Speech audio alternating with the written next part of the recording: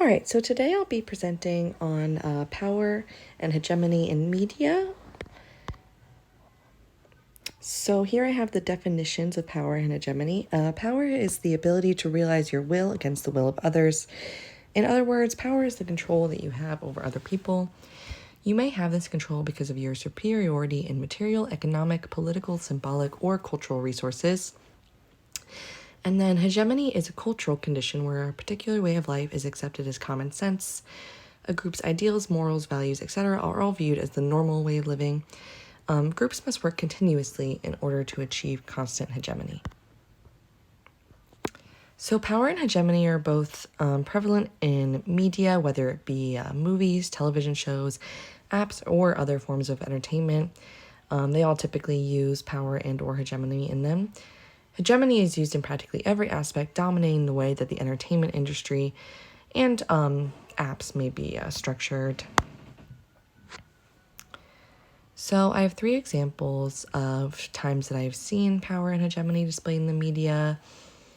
I kind of chose a mix of things. I chose Gossip Girl, which is a television show. I chose fashion, as it is seen throughout social media, and then Twitter, which is a social media website.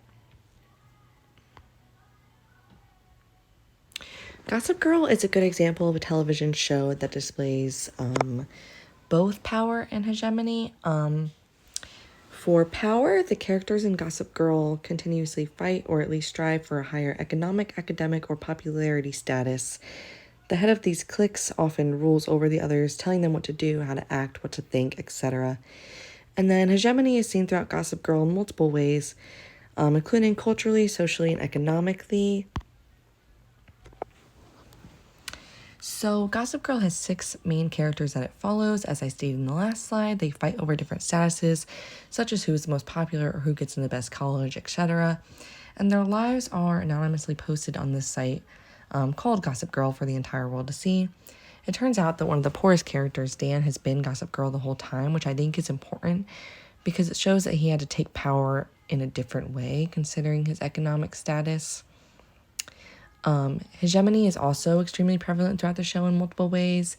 The way that the school's popularity system works is accepted and seen as common sense by all the school students, and the economic and academic aspect of the show is a way of life that all Americans, as this is based in New York, simply understand and see as normal and culturally correct. So then I have the fashion world. Fashion and style has sort of formed its own world on social media. Influencers post the latest fashion trends through different apps and sites, such as Instagram or TikTok, and they become culturally accepted and cycled through the real world. So I think that these fashion trends are a perfect example of cultural hegemony in the media. It's oftentimes influenced by the photographs that influencers upload. When influencers post themselves in certain brands or outfits, they change or add to the current fashion cultural climate. All right. And then I have Twitter.